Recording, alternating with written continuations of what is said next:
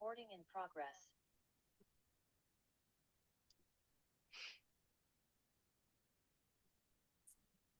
Hello, everybody. We'll just let everybody kind of jump in.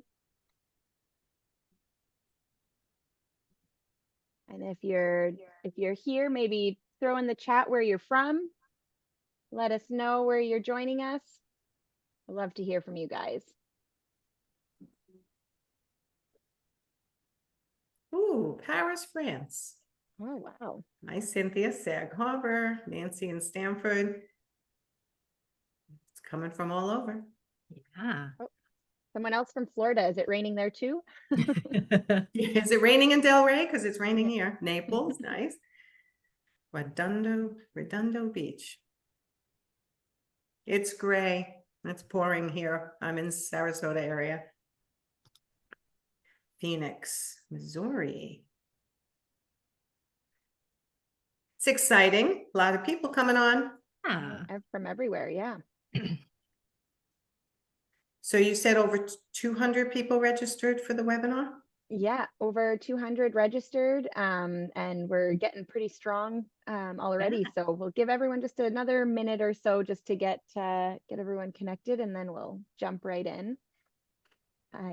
I'm pretty excited to hear all about these pricing. I don't know how many joining us saw you on your panel at High Point in the spring, and I know this is a takeoff of that, just because it was so well received. So I'm excited to hear what more you guys have to share. That was so much fun. I only go to High Point every other year. At least that's what I've been doing the last 5 years or so. And right, Leslie and I, we had a huge turnout for that. It was awesome. Oh, presentation. we were moving furniture, opening curtains. Yeah. It's a lot of fun doing things in person. I missed it. Once I did it, I'm like, oh my God, I have to do this more often. Meeting people in person is so much different. Yeah, love it. Awesome. All right.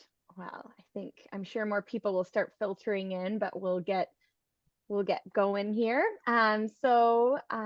We're thrilled to have everyone here join us for today's Work of Design Live webinar, proudly presented by Mydoma by Studio Designer. If you're joining us for the first time for a Work of Design Live, we're all about delivering expert insights, real-world strategies, and inspiring conversations to help interior designers grow and thrive in the business of design.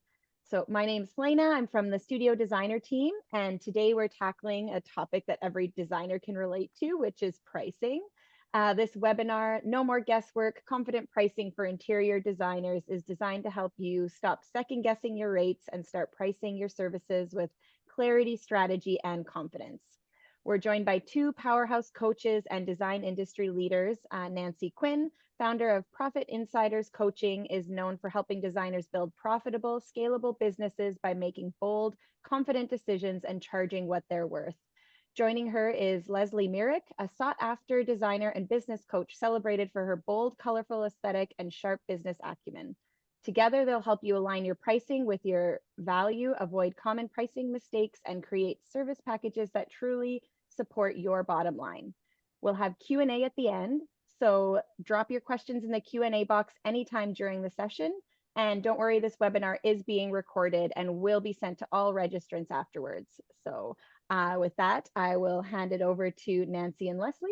So please take it away. Welcome, everybody. I am Nancy Quinn, previously Ganzo Koffer. I got married in December of last year, and my website will be changing shortly. But yes, I and Leslie are the founders of the Profit Insider Academy, our group coaching program that we are so proud of. If you are not familiar with me, I will tell you I am probably the most dedicated, knowledgeable, and no-nonsense business coach to interior designers that you'll ever get to meet. I help struggling interior designers get the knowledge and the confidence and the right tools and strategies to really get your interior design business to be where you want it to be. And it's different for all of you through webinars, live presentations, my Facebook group called the Interior Design Business Forum. If you're not in there, please get in there.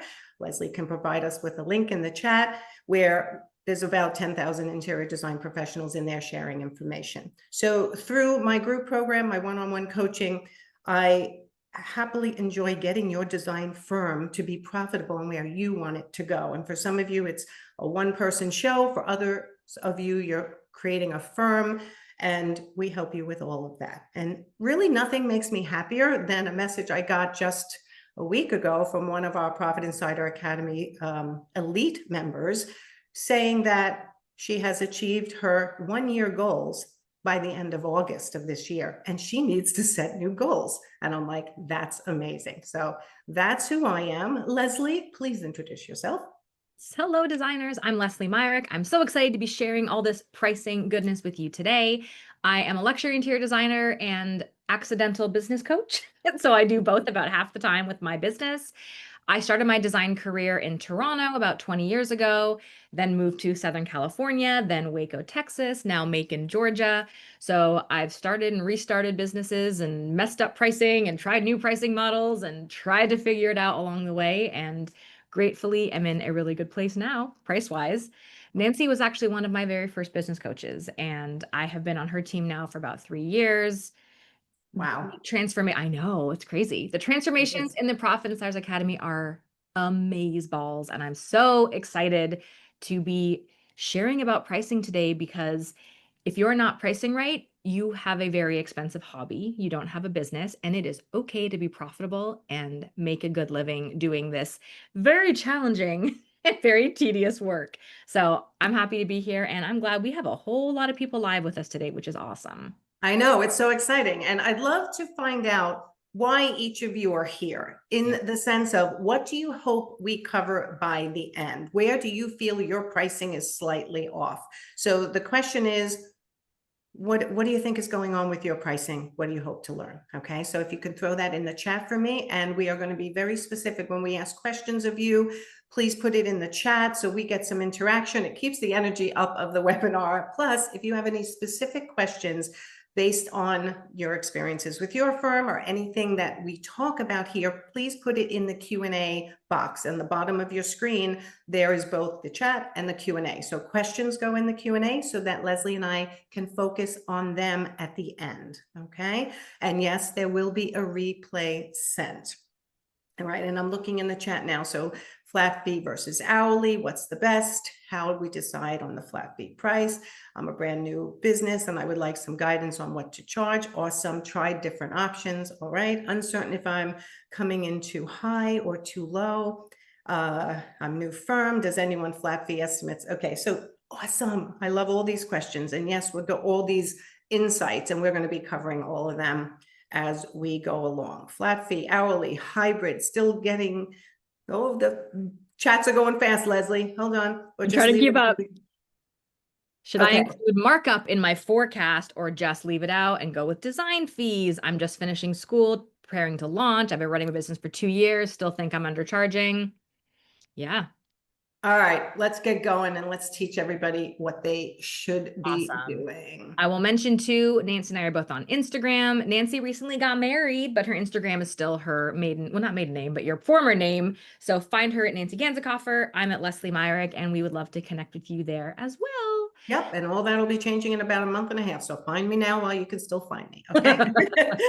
All right, so we're hoping to, or we will address 3 big pricing questions today in this webinar. Leslie, why don't you tell everyone what we're going to be talking about? Yes, number 1, how do designers make money? So we are going to tell you the 5 ways that revenue comes into your business. The second question is, what pricing mistakes am I likely making? We are not covering all of them. I have made most of them myself in the past 10 years running my own business, but there are 4 that we find over and over have the biggest impacts on your bottom line. And the third question, how do I stop second guessing and undercharging? And that's really going to speak to the mindset behind pricing your services. Correct. Okay, so how do designers make money? It's interesting because people get on my calendar all the time to do a one-off consult. And when I ask them what they're doing to make money, I am telling you, every single one of you is different. It's crazy because there is no standard in the industry. And I know that's a frustration.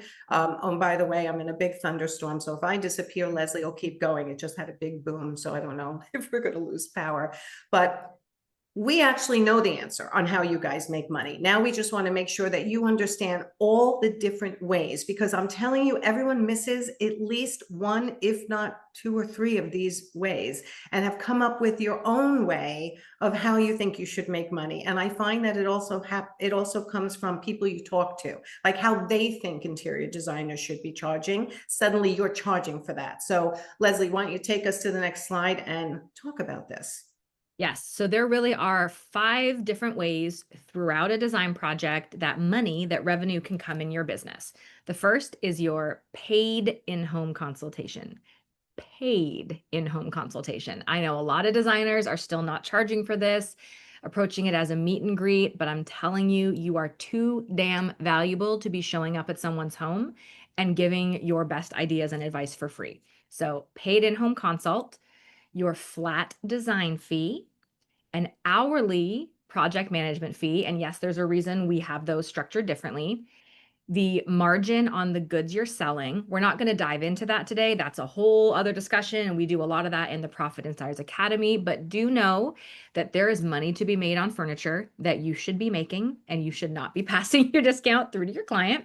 And finally, and this isn't for everyone, but if it's legally allowed where you're based, commissions on trades. So in my instance, I had a custom closet built once. They added 10% for me and gave me a commission check at the end of the project. That's not permitted everywhere, so make sure you understand the legalities where you are, but that is a very valid and great way to bring some extra money into your business throughout a design project. Okay, so let's talk about the paid in-home consultation, because again, I have one-on-one clients who have never charged a paid in-home consult, and some of our Profit Insider Academy have been on webinars with me before, or with you, Leslie, and they know they should be charging a paid in-home consultation, but they create these, well, it's just down the block. It's somebody I know, so I can just pop in. Or it came through referral. So I'm just going to spend 20 minutes or an hour the most and walk through, and I'm not going to give any information. And this actually comes from Megan Dolly, my virtual CFO, who also does lives with us. She says, anytime you start saying I'm just, it means you're throwing money away usually, right? So check yourself every time you justify not charging. You guys are experts in what you do. And even for those of you who will say to me, but I have to go back and think before I present design elements and changes and ideas. I'm not the kind who can actually do it off the top of my head. I would push back on that a little bit. If you had a friend or your mother or sister there, you'd be giving ideas. And I want you to think of the paid in-home consultation like that. You're giving freely of your ideas, but they're paying for it. So if they choose to go ahead and do this project themselves or with someone else, you've still gotten paid for your intellectual property. Leslie, talk a little bit about the paid in-home consult. Yeah, and I will say, I have done the freebies. I have gone to people's homes hoping to get the job. And in my mind, I'm always thinking it's going to be 45 minutes max, in and out. I'm going to meet them. I'm going to sell my services and be out of there. And inevitably, it's 2 hours of me not wanting to leave because I'm trying to build that relationship and get their buy-in and giving ideas and advice, and then they don't hire me anyway. So I stand behind the paid in-home consultation, and I'm very clear with clients when we're on that initial discovery call. It is a paid working session. I am coming with my knowledge, my best ideas. I bring tools with me. I usually have wood stains, paint samples, my measure. I got all the goodies with me that we can quickly make decisions, talk through things, give them concrete examples of things. And I always share, and this is Nancy's wording, which I love, whether you move forward with me, someone else, or on your own, my goal with this paid session is to save you time, money, and mistakes. There's value in this, which is why it isn't just a meet and greet. It's not a quick interview. That's what the discovery calls for. The in-home consultation is to show them what you got, bring your best ideas, and no, you're not going to get a fully fleshed out design plan. You're not going to have a ton of tangible things to give away, but it is remarkable how much clarity and confidence you can provide them in that 90-minute to 2 hours, and it is worth every penny. Absolutely. And your consult can be a standalone, is basically a standalone product if you want it to be. So after an hour and a half of sharing information, hearing about them, meeting the decision makers, your goal is to say, let's sit down and talk about next steps. And what I hear from you is the following, and here's my next offer. I have a service model that exactly fits your needs, right? And that's how you then get them to the next part. So hopefully you guys are all doing a paid in-home consultation. I see that a lot of people are weighing in that they do. Some of you seem a little low. I wouldn't be able to determine if you have an accurate in-home paid consultation without talking to you a little bit, but it looks like some people do, but a lot of people didn't answer, which makes me feel like some people do not. And I did see one question flying by, even though we want your questions in the Q&A section. I did see a question that said, well, do you credit that towards the flat design fee or the next flat fee? And the answer is absolutely not. Okay. You are an interior designer. You are a luxury service. You're being hired by people who know that they don't have the skill to do this themselves for the most part. And you don't have to say, and if you hire me, I will credit you the price of the consult. It's unnecessary. Most of the time they don't ask you that, and you should not do that. It's you've earned it. So why not keep it? Okay. All right. Flat design fee. Why do we recommend a hybrid model, which is what we recommend? A flat design fee and a variable project management fee, number 2 and number 3. The flat design fee is because you have more control over that part of the job. That is where you guys sometimes can be really efficient and design a whole room or a whole house or multiple rooms quickly, or you can go down rabbit holes and not do it efficiently. But if you know that you have, let's say, $5,000 and 25 hours to do the job, I want you tracking your hours. I want you, even in the flat design fee area, you're going to calculate that based on the hours you think you need. We're going to talk about that soon.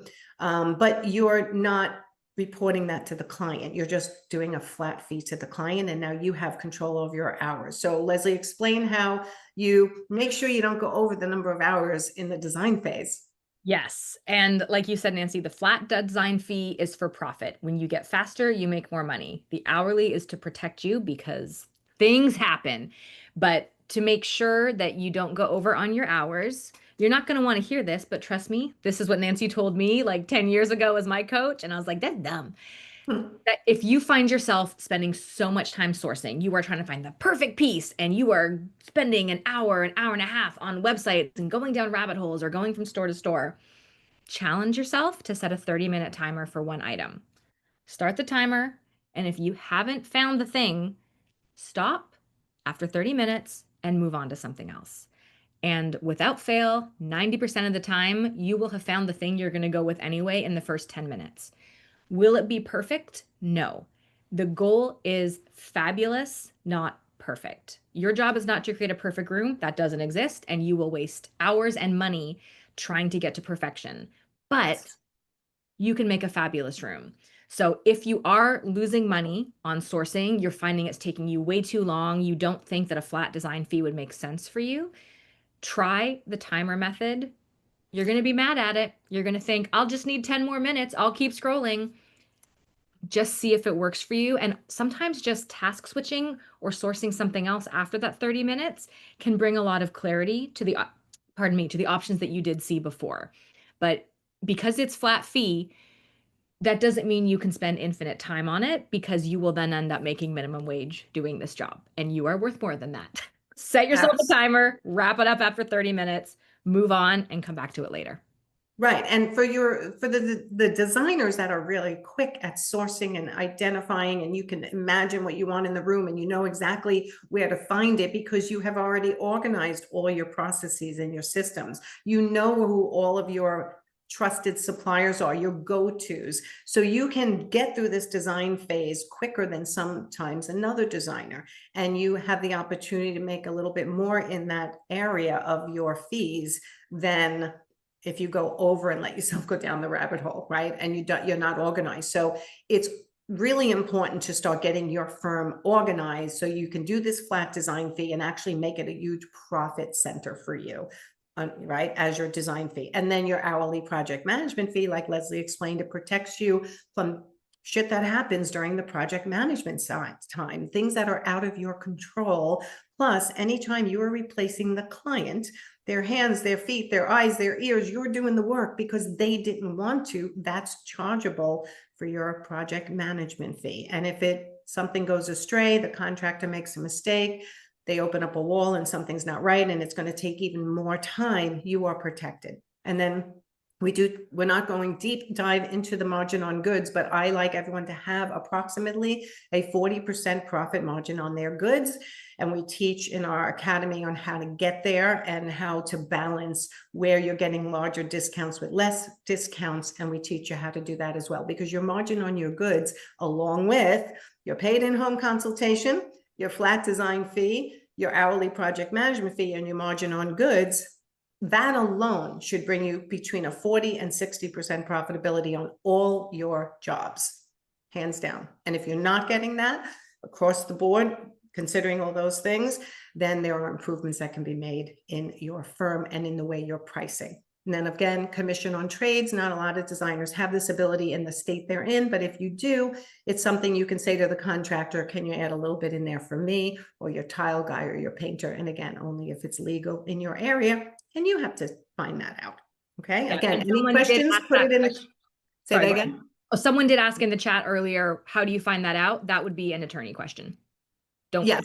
Absolutely. Don't guess. Find out. Yeah, don't guess for your state. I'm not even going to trust ChatGPT with that question. I would try to find out from an attorney in your state if you're allowed to make, or your accountant may know as well, honestly. Okay. Okay. Did we miss anything there, Leslie? No, we covered it. We got, oops, I'm sorry. Question number 2, which of course, now my screen is freezing and not helping. There we go. What pricing mistakes am I making? Okay, so pricing mistakes definitely suck, and we hate to make them, but we all have made them. And this is a learning process. So your price does help dictate. Thanks, Dana. She said, great photo. Yeah, when I went to the slides, when I went to the slides this morning, I'm like, these are hysterical photos everybody picked for the slideshow. I love it. Right? Leslie, you did that. I did. Okay. All right, so we know pricing mistakes suck because we've all made them. And we know when we make pricing mistakes, number one, you end up not being as profitable as you need to be to run your design firm. And this is where I go into a little bit of mindset, guys. You are not just worth the square you're standing on in that moment in time helping your client. You're worth everything that supports you standing in that square, right? So you have to make enough money for your design firm to run and run profitably. And what does that mean? It means it should be paying you as your number one employee. It should be able to pay a bookkeeper, an accountant, a lawyer if you need it, for the systems like My Domer, my studio designer, right? Who we thank for having us at this webinar. You have to be able to pay for things, right? Insurance, your tax return to your accountant at the end of the year, right? If you don't have enough money in your business to run your business, to pay for your car, for your phone, for the things you need to run a business, then like Leslie said in the beginning, it's not really a business. It is a hobby. And that's what we don't want for any of you. If you're going to put so much effort and be so good at what you do, at least you should be making money doing it, right? So let's go on to that next slide. All right, so tell them what mistakes they're probably making. I'm seeing this in the chat, and I appreciate everyone's honesty. You're undercharging. Straight up, you're not charging enough for the value you bring. Number 2, you are guessing instead of tracking. You are hoping you're profitable, but you don't actually know. Number 3, you are not billing for all hours worked. You're just popping over for a site visit or just answering an email and letting that go unaccounted for. And the 4th pricing mistake we see a lot is letting clients control the budget. Oh my God, this drives me crazy. Okay, so I have a business helpline where all my clients can message me at any time, 24/7, and I answer when I can. And one of the biggest problems is like the client is asking, the client's telling me, the client's saying, well, is that the price you paid for it? Why am I paying for project management? Isn't that part of the design fee? Why? And every time you let the client change your process, you are in trouble of losing control of that job.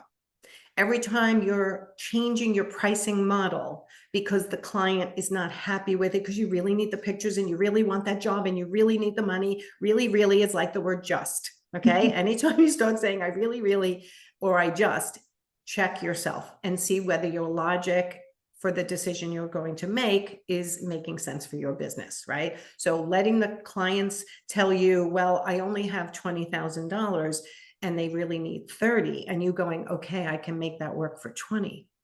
Think about what you're actually doing, guys. You are taking away from your profit. You're providing the same service for less money because you're in a way desperate for that job. And that's exactly what we don't want for you. We want you to reverse it, and we want you to never be desperate for the job. And you actually have a large enough pipeline to be telling your clients what the price should be so that you can do the job well. What happens when we're undercharging is we're trying to do it quicker, we're trying to do it faster, we're trying to do it cheaper, and then it ends up having a problem with that job. Does that make sense what I'm saying, Leslie?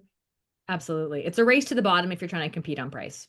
Right. And guessing as to what you're charging is a mistake too. You have to be tracking certain criteria in order to understand how your firm works.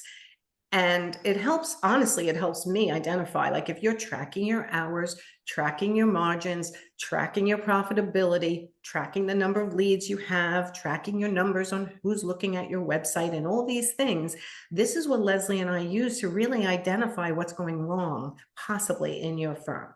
Right? It's not just always pricing. There are other things. But in the meantime, we want to make sure that you are not undercharging, you're not guessing, that you're actually tracking so you can figure these things out, and that you are billing for all the hours worked, and that you're not letting the client dictate what it really costs to do the job. So let's go on to the next one.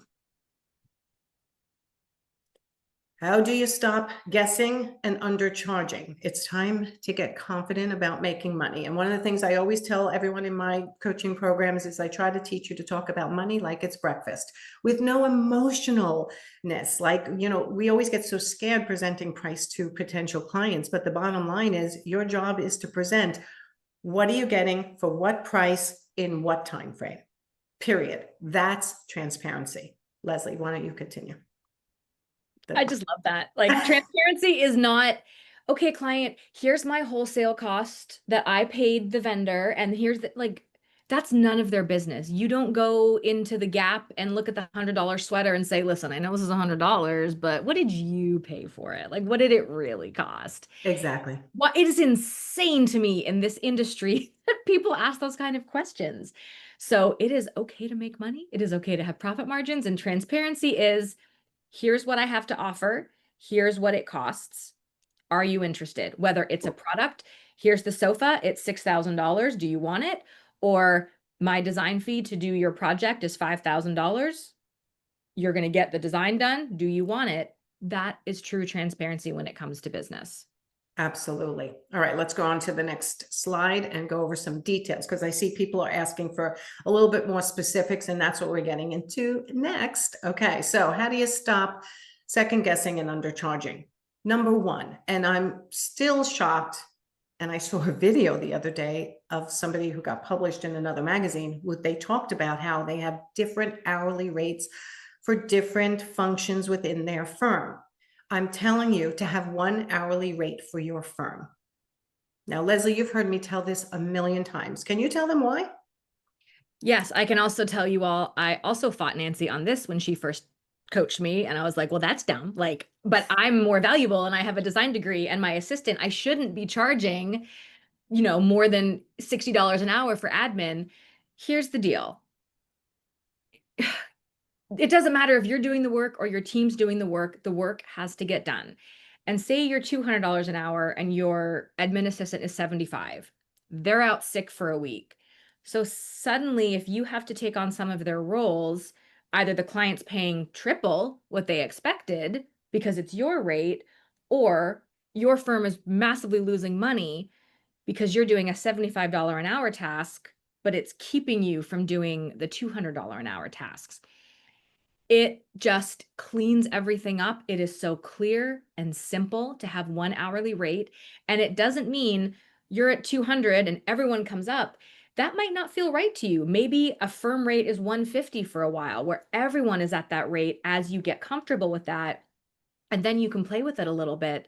But it just makes things clean, simple. And the pushback we get is, well, my clients aren't going to pay $150 an hour for admin. Yeah, they are. You're going to explain that at the beginning and it's in your contract. I have not, the only time I had a client push back on admin rates when it was lower. When I moved to one rate for my entire firm, I have never had somebody question it, argue it, anything. And it has made me so much more profitable. And Nancy, I know you have a story about a designer who actually ran the numbers and went through, I think it was a past year or a past few jobs, and had And she cried.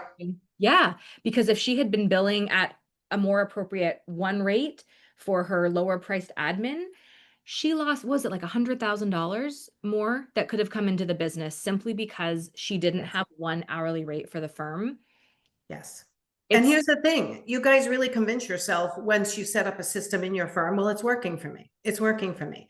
It's working for you because you got your procedure proper, but it's not working for you with the amount of profitability you can actually make. So yes, I had a New York City designer who had different rates. She had 3 tiers besides her lead designer tiers. And I'm like, okay, so your whole staff goes out sick and now you're doing everything. Does that mean all your clients get charged more, or you're out sick, God forbid, for a month and your staff is doing things through your direction, right? Because you're the lead designer, you'll still be directing them. Does that mean your firm makes less money because it's being charged out now at the lower rate? Guys, you are the CEOs of your design firms. You can negotiate, you can delegate, not negotiate. You can delegate any way you want. You can do it yourself. You can give it to someone else. You can give it to a virtual assistant. You can give it to a renderer. The bottom line is it's your hourly rate that gets charged to your clients for the following deliverables in this time frame. That's all you need to remember. And you don't need to have extra administrative tasks trying to track what is everybody doing for what rate, and then rolling it all up and then billing the client in arrears, which is something we don't go over in this webinar, but I'm going to state it here and write it down. You should be billing in advance and working backwards from the hours if you're in the project management section. You should not, you're always billing in advance. So you're billing them in advance, asking them to process their payment prior to their in-home paid consult. You're asking for the design fee. And we give you more details again when we're coaching you, but you ask, the design fee is fully yours by the time you get to the detailed design presentation.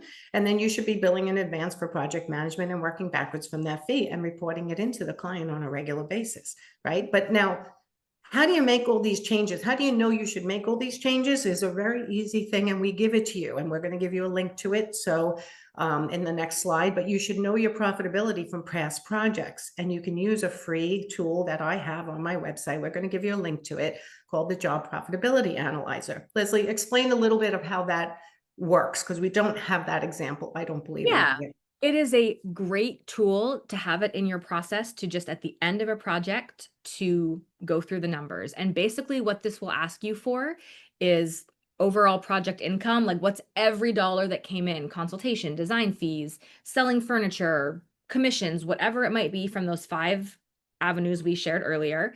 What were your expenses for the project, sales tax, how many hours did you work? It isn't a ton of information. And I want to say, just round guesstimate if you have to. Don't get hung up. We have so many designers scared to fill out this worksheet because they don't have every exact number. It's okay to just start gentle. Like, it was around $100,000. Good enough for now. You'll put these numbers in, and on the next tab, you will get the result. So it will tell you, what was your profit for the project? What was your profit margin for the project? This was different than markup. What is your profit margin? How many, like, what did your hourly rate end up being per hour if you were to actually break it down? And I will tell you, I've had projects where I was at the time charging $175 an hour, and I had a project, I ran through this and I made $72 an hour. So you can tell I did something wrong there. And that's okay. This is eye-opening, and it will tell you the reality of, are you charging appropriately? Design fees, margins, all that. Are your hours appropriate? it's just great information for what might I need to adjust for next time to make sure that I am making the money and having the profit I need in my business. So this is a free tool, like Nancy said. Go download it. It's a simple spreadsheet. There's a training video too, and start actually opening your eyes to those numbers. And I know it is scary AF, and it's worth it because it's not going to change if you don't get a real look at what the finances are in your business. Absolutely. So again, let's go over, switch slides. So again, have one hourly rate across your entire firm. Next slide. Use the profitability analyzer. Scan this right now, guys. We're going to leave it up for a moment. Let me talk a little bit more about the profitability analyzer. I could not make this any more simple for you guys. It is truly, you do need to know where to get certain numbers from your projects. Once you know where to get certain numbers, you're going to be able to plug this in to the profitability analyzer and know right away. We make it super clear where you stand. And if you're not, and in the top, you'll see if you're not within 40 to 60% profitability on your entire job, then something is not right. Okay. And it could be multiple things, but we always start with your pricing before I even teach you how to fill your pipeline, because I don't want the pipeline coming in and you selling the wrong pricing model. And then I'm going to end up keeping you in this lack of profitability for longer. So in all of our programs, we always go over your pricing first. Make sure your pricing is right, your profitability is proper before you start selling any more jobs, and understanding your different service models and how every single one of them has to be profitable. Otherwise, it's not worth selling. Don't sell a product, a service that is not going to make you money just because you're trying to chase photos or chase something. And here's one that really gets to me, Leslie. You know this, when someone's like, well, I have a lot of friends who I'm going to introduce you to, or I have more, you know, they're dangling the carrot in front of your nose, right? Which is what's getting you to go, I'll lower my price, or I'll take a little bit off, or I'll do it for quicker. Things that send your business into a frenzy is not going to serve you well. Okay, next slide. Yeah, and this QR code will be up again later too, so don't sweat if you missed it this time. Step 3, Nancy. All right, so Leslie and I created a tool called The Key. It's the designer's pricing tool. It's for all of your residential design projects, and it can help you price it. And now it was a spreadsheet, Google Sheets or an Excel spreadsheet, and now it also comes with like a chat GPT type assistant. So you don't even have to manually type in numbers. You can actually talk into it. So we're going to play this 1.5-minute video. Please listen through the end. And then we're going to, I believe we go into a Q&A, and we'll be answering all your questions. So listen in on The Key. Unlock your interior design profit potential in under 2 minutes. Hey designers, ever find yourself guessing at what to charge? Wondering if you're pricing too high or not high enough? I've been there, and it's the worst. But now there's a better way, The Key. The Key is a pricing calculator specifically for interior designers, created by me, a designer with 20 years of experience, and straight-talking business coach, Nancy Quinn. Whether you're doing e-design, a full-service remodel, or a luxury new build, The Key has you covered. No guesswork, just complete pricing clarity. And now with the AI-powered Key Companion, you've got ChatGPT guiding you through every pricing step. It's like having a business coach in your back pocket. Design fees, furnishings, freight, done. The Key gives you your design hours, furnishings budget, taxes, freight, and even your project profit plan. So you can walk into proposal meetings prepared, confident, and in control. Designers using The Key say they create proposals in half the time and feel way more confident doing it. This isn't just a spreadsheet, it's your new pricing system. And you'll make back your investment with just one project. Ready to stop winging it and start winning it with your pricing? Grab The Key today.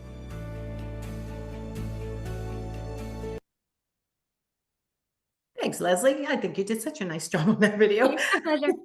All right, so everybody just scan the code while we have it up on the screen, but we are going to have it up one more time. So give you another minute. The Key GPT, Dana put in the chat that it's made her life easier. I will tell you, it has gone from when I first started coaching 10 years ago, and prior to that, 17 years as an art consultant, working with interior designers and seeing how things were actually done, made me focus on helping you guys. And the pricing seems to be the number one problem. And then the number two problem ends up being pipeline, right? So here we are talking about the number one problem, which is pricing. Switch to the next slide for me, Leslie, please. Okay, so no more guesswork, guys. Listen to us. I'm telling you that if you go look at our testimonials, the people who listen to us are the ones who are like, oh my God, I'm making so much money and I'm loving my business now. Because we want you to have no more guesswork. We want you to understand what you're doing and have the confidence in your convictions. And when you're talking to your clients, really understanding your business and what you deserve to make really helps when you're making a presentation to the client. So having one hourly rate for your firm is number one. Don't have multiple rates. Knowing your profitability from past projects, which is where we gave you the QR code to download the profitability analyzer. That'll give you your first starting point as to how far do you have to go to get to where you want to be, okay? And then using the pricing tool so you're not winging it each time. Understanding what you are eligible to actually make and what other designers actually do. So Leslie, why don't we go to the next slide and you explain a little bit about how we developed the key and understanding our history and how we have the video that explains in the console, the proposal and all that stuff. Yeah, so when you do access the key, it is not just the spreadsheet, which is where this tool started. And don't get scared by spreadsheet, we make it easy. It also comes with a 1 hour, it's basically a coaching masterclass with you and I, Nancy, talking not just about how to use the key, but it's really pricing coaching. You get included with that and our best practices and recommendations. And now it has the GPT, which honestly, I don't even look at the spreadsheet anymore. I just go to my little robot friend in Chat GPT and it walks me through everything I need.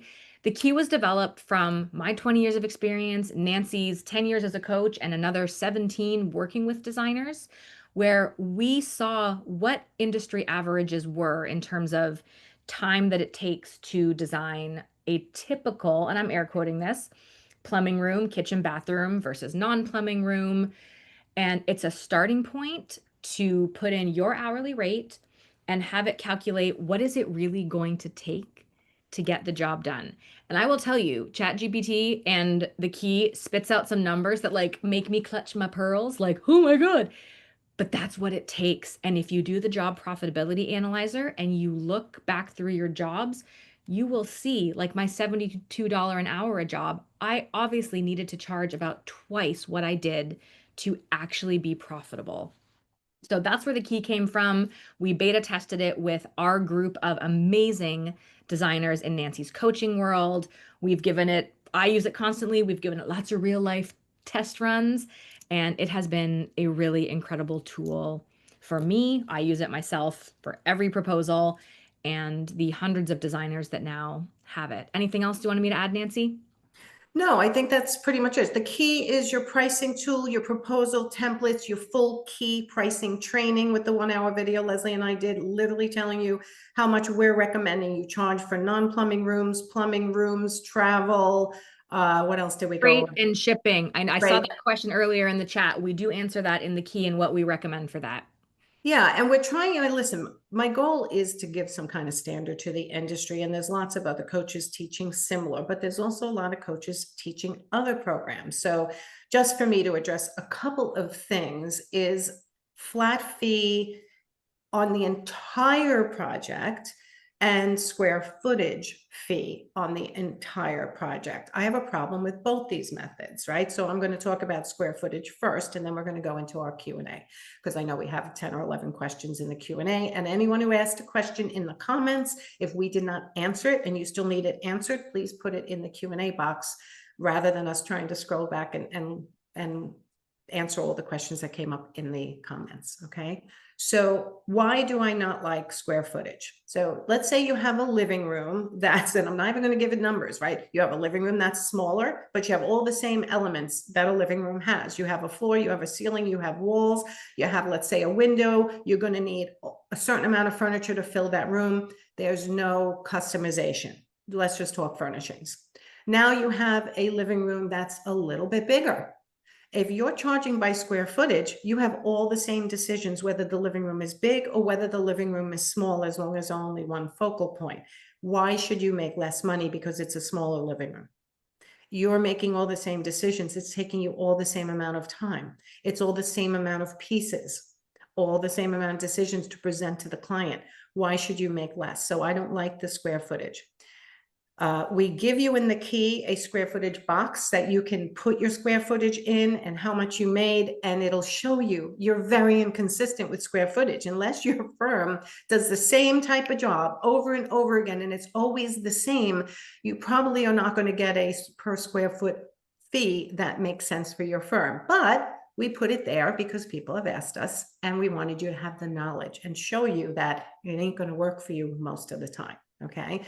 The other thing is flat fee for the entire job. Flat fee for the entire job often goes haywire in the project management section, right? Leslie, explain what can happen in the project management, even though most people will know. You make $72 an hour, even though that's not what your rate is. That's literally the project I did, and I tried the full flat fee for the project. And in this project, in the project management phase, the painter I hired screwed up royally and wouldn't take ownership. And it basically, long story short, I took care of a lot of changes and fixing things that were not my responsibility, but needed to happen to protect my reputation and my business. It took way more time than I'd anticipated, and I lost a shit ton of money. And if I had been hourly, I think it would have been easier for me just to start billing, adding those hours onto our prepaid block, and it would have made sense. But it felt really awkward when it was a flat fee project for something that wasn't the client's fault to go back and charge more money for it. So yes, could I have done that differently and better? 100%. But the reality is flat fee for implementation is incredibly risky because shit happens. Deliveries get delayed, construction gets delayed, things go out of stock, things change. It is really, really difficult to do flat fee for install unless you are charging an exorbitantly high number to protect yourself. And my approach with clients is I want to protect both of us. I could do a flat fee, but I would have to aim incredibly high to make sure that I was protected. I would rather do, I'm going to estimate it's 100 hours. We'll start with a block of 50 hours and work backwards, then reevaluate. But that way you are only getting billed for time I am working, and I'm protected when those unexpected things arise. It really is that sweet spot. Profit really comes from the flat design fee. Protection and profit. Protection comes from that variable project management fee where you are getting compensated anytime that you are replacing the client on that project. Right. And listen, guys, your clients are going to push back sometimes on this stuff, and that is their job. They're going to question your pricing. That's okay, as long as you have the answer, right? They're going to push back sometimes, but the bottom line is you should not suffer because something on the job went haywire just because you're representing the client and doing the project management. Okay. So, all right, let's go to the next slide. I believe that's our Q&A. And all right, let's go to the Q&A. So far, we have 14 questions. All right. Do you want me to read them, Nancy? Sure. Is the studio team wanting to take that on? No, if you could read them and then we'll bounce back. All righty. Okay, first question is from Jerry. My firm has been open for 4 years. We have increased our pricing a number of times over the course of the 4 years. We still don't see a great profit to get, I'm guessing, our showroom updated. Please help. Okay, I might need more information, Jerry, which is why I will say sometimes, and it's just, you might have to get on my calendar for a one-off consult, which you can get on my coaching tab on my website for me to get more details. Because in a webinar like this, it's very hard for me to figure out what may be going on with your firm. And when you say get out of your showroom, I'm not sure I understand that. But the bottom line is, and this is a mistake a lot of designers make when they first start out, they start out very low.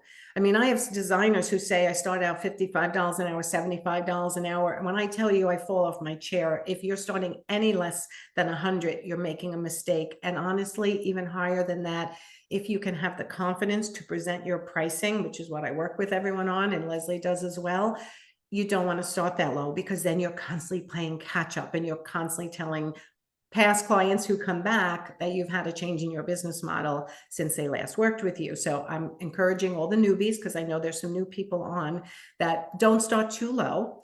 And then when it comes to your specific question, I'd say do the profitability analyzer, the free thing that we gave you, and it's going to tell you how off you are, and then you can make adjustments from there. So yes, your prices should be high enough to be able to get out of your showroom and actually do things that you want to do. So I'm just putting the QR codes back up while we do questions so everyone can access those resources if they want, Nancy. Okay, sounds good. All right, who's next? Next question is from Lonnie. I do not charge for my initial consultation. What's the best way to explain why I'm charging a fee? The first question they ask when we speak is there a charge for our meeting?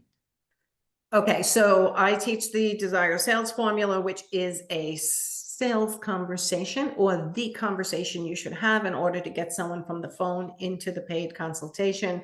And basically, you should say, I will be sharing freely of my ideas, and anything I talk about can be used whether you move forward with yourself, with me, or with someone else. And that is why you get your fee. So we have a whole script in for our clients that gives them the word for word. But for the most part, you just want to make sure that you are, if you understand why you charge for initial consultation and you really believe it, it's not hard to tell your client why. So it's kind of interesting when I'm working with clients. So like once I convince them that they're actually allowed to charge a paid in-home consult, you're allowed to charge in advance.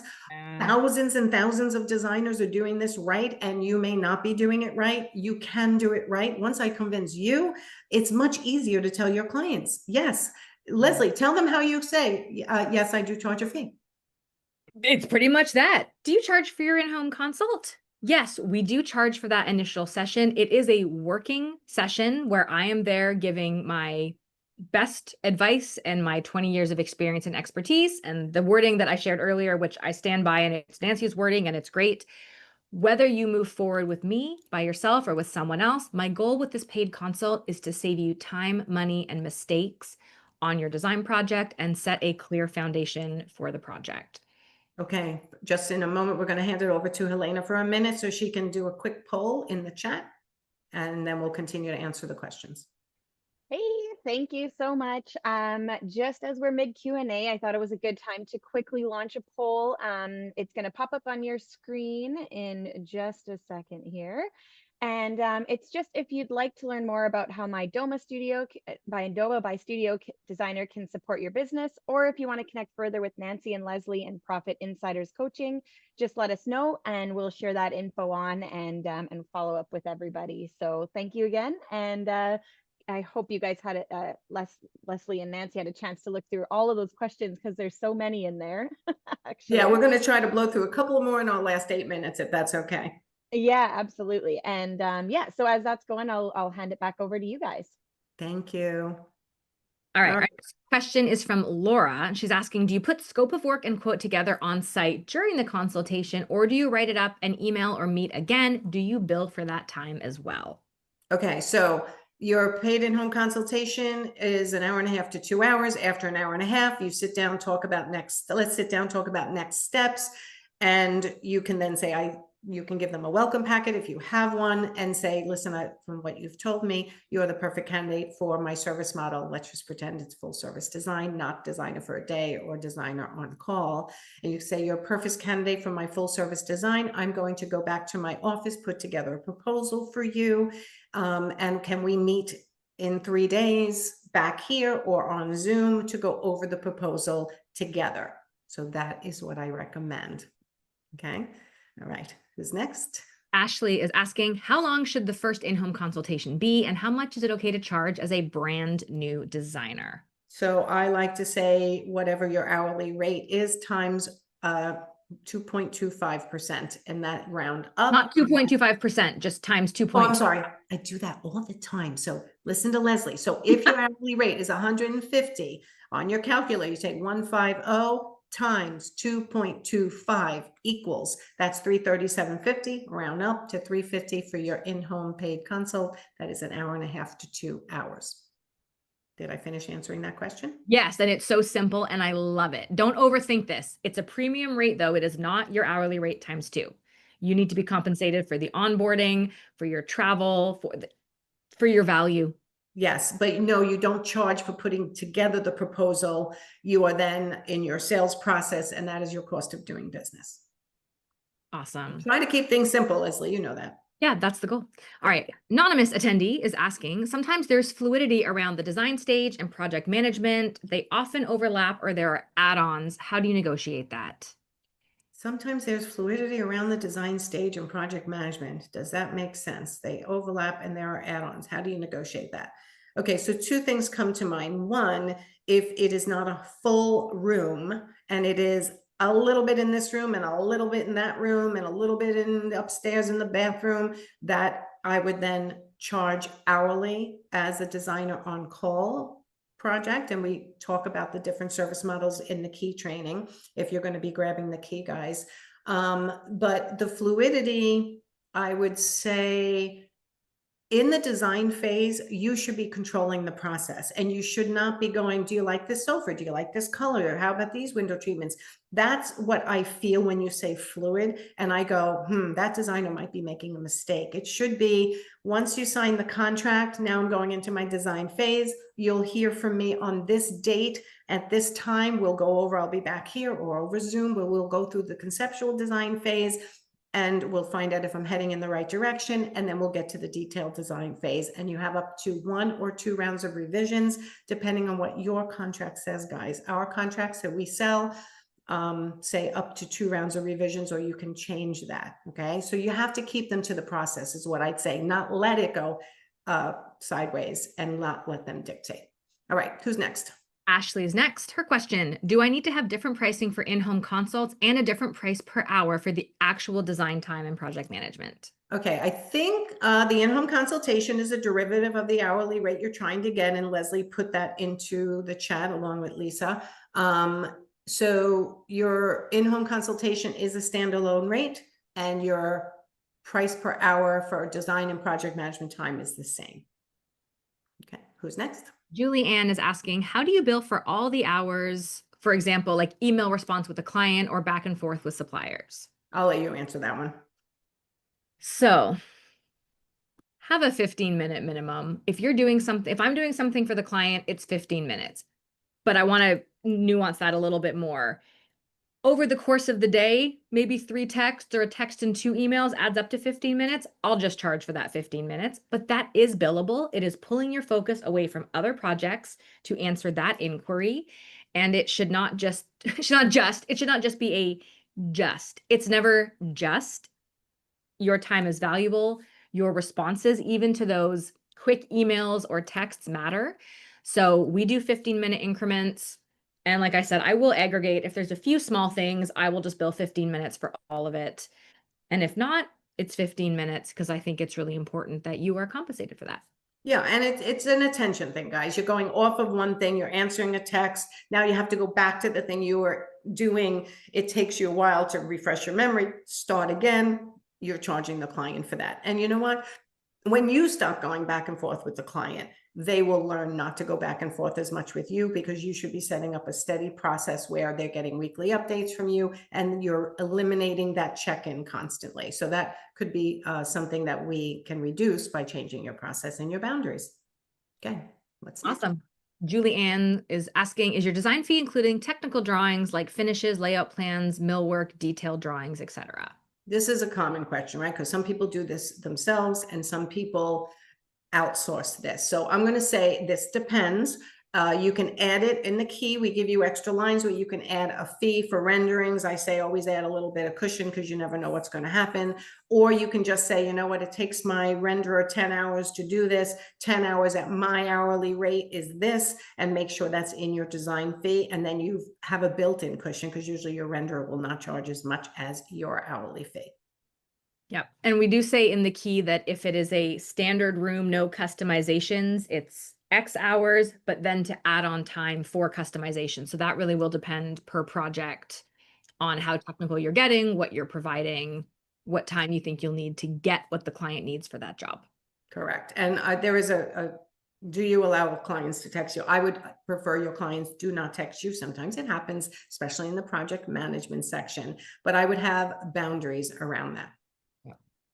Okay, who's next? Laura's asking, how do you bill ahead on an in-home consult when you don't know if it'll be 1 or 2 hours, or do you just end your consult at the time that was paid for? So I always say my consult's an hour and a half to 2 hours. Usually it's not too hard to go an hour and a half by just sharing more ideas or letting the client talk a little bit more. When you start wrapping up, you can say, it seems like we're coming to the end of the consultation. Now you can sit down and talk about your process a little bit and about next steps. So I would always make your consult at least an hour and a half. I don't think it's too hard to stretch it. If you're a really concise speaker like I am, you can always say my consults are an hour to an hour and a half and still charge your fee for that. And that is fine as well. The bottom line is tell your client what to expect for what price, and you can get it. Okay. And I look for success rate of 7 out of 10. So if you have 10 inquiries into your firm, 7 should get closed into a paid in-home consult. Out of the 7, you did a paid in-home consult. If they qualified for any of your service models, I want to see 4.5 to 5 of them go forward with your next steps, right? So we start to track your success with statistics, which is why you need to track your numbers. Okay, who's next? Kelly's next. Does the key work with per square foot pricing? No, we explain that it's there, but we don't like to have it used in that way because it is not the way I want you billing, because it will not make you the money you want to make unless you're charging a really high rate for the square footage. Okay, next. Nazareth is next. Question. What do you charge for long distance travel, whether it's to meet them at showrooms or traveling for furniture shopping, hotel stays? We state the amount of markup in our contract. The client can obviously figure out what I purchased with my trade discounts. What are your thoughts?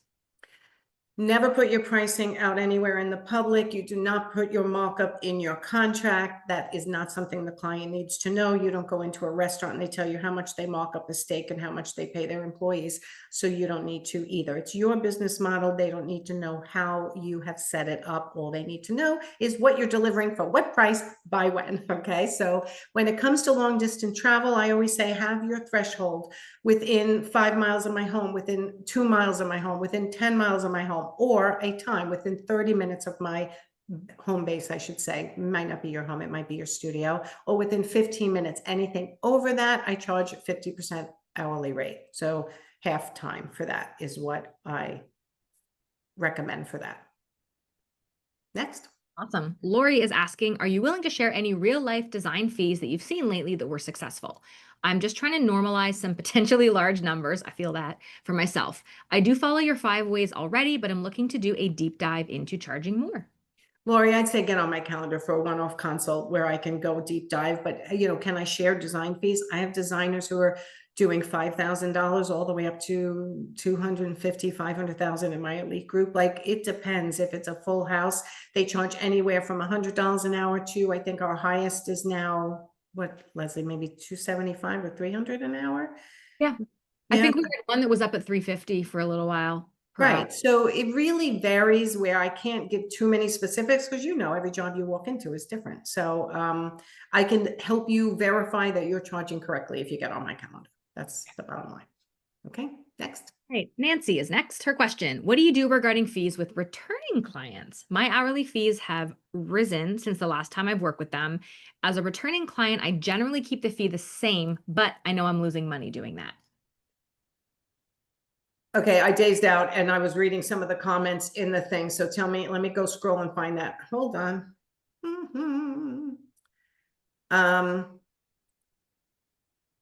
Say it again, Leslie. Sorry, I'm on a different tab. What do you do regarding fees with returning clients? Oh, okay. Got it. Okay. Sorry. I have a sentence that I tell everyone to use, and that since we've last worked together, I've had an upgrade in my business model, and I'd like to go over it with you before we move forward.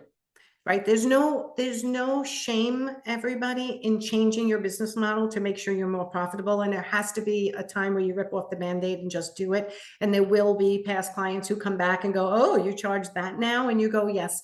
In order for me to be here with you today, I needed to update and change my rates because you need me and I love what I do. And that's it. Don't feel any shame over changing your rates, updating your rates.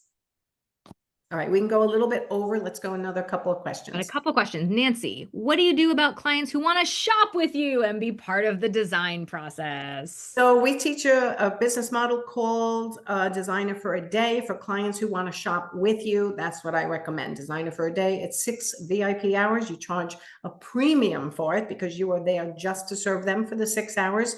And that's how I like to do those types of clients. All righty, and I think this might be our last question, at least what's in the Q&A. Lisa's asking, this is a great technical question. What is considered a round of revisions? I always find it tricky to describe since I don't think it should be a full total rework. Yes, I agree that you should not do a total rework. Do you have something in your contract, Leslie, that gives a percentage? Because here's what I'm going to say.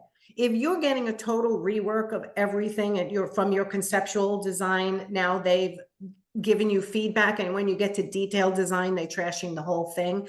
I'm going to say a couple of things. One, you're probably not very good at reading the situation and the people, and you may need to incorporate some questions or visuals before you start your design project in order to nail the client's style or what they're envisioning. I had one client, one in all my years, that said to me, I never get a revision. I'm like, never? Like, that's unheard of. She's like, never, I've never have. And I'm like, why would you say that you don't ever have to have a revision? And she said, she was about my age. She said, Nancy, I'm a really good listener and I'm a really good observer. And I thought, okay, that nails it for her. But Leslie, what would you say? So I make it clear in my onboarding process that revisions cannot revert previous decisions. And I'll clarify that a little bit. So say we do concept design and we decide on 2 sofas facing each other and a round coffee table. And I've done all my detailed design based on 2 sofas and a round coffee table. We get to the detailed design, I show the client everything, and they go, you know what? I think I'd like a sectional. I don't know if I'm loving the 2 sofas anymore. That is not a revision. That is changing an approved design decision that was made earlier in the process. So that's the nuance for me. Whereas, if there's the 2 sofas, you know what? I don't like that velvet you picked. Is there a different fabric, a different color? That would be a revision. But changing something that's going to greatly impact other things in the design is typically outside the scope of what I would consider to be a revision to the design. Okay. That makes sense? Anything I missed with that? Nope. And I think that's where we end. So let's go. Do we have a final slide? We're looking at it. Okay, this is our final slide. So I hope this was helpful to everyone. I want to thank My Doma by Studio Designer and for having us here. I know that everyone still always has a ton of questions. Please join the Interior Design Business Forum, our Facebook group, where you can ask questions and crowdsource some answers, but I always get hesitant about that too. Get on our calendars for a one-off consult, get the key, or think about joining one of our groups so that you can get all your questions answered and you have Leslie and I in your back pocket, literally by your phone, to be able to ask questions and help you make good decisions to grow your business to the next level. Okay, it's all yours. Awesome. Awesome. Well, I'm going to just right back at you. Thank you both for such a powerful and practical session, and also for powering through all of those questions. I, for one, am impressed. I know that not everyone can see how many were in there, but like, awesome. We try to go quickly to get to everybody. So awesome. So, and thank you everyone for joining us for today's Work of Design Live. We hope that you're walking away with some fresh tools, clear strategies, and the confidence to price your design services like the professional that you are. At Studio Designer and My Doma, we're committed to supporting interior designers with all the tools they need for managing their businesses, all in one place. And so we hope to see you again at a future one as well. We do actually have another webinar coming up in about 2 weeks' time, so stay tuned, and maybe we'll see you guys back in a couple of weeks. So until next time, keep designing boldly and pricing confidently and building those businesses that you guys love. So thank you, Nancy and Leslie, again. Thank you. We'll see you guys soon. Bye, everyone. Bye.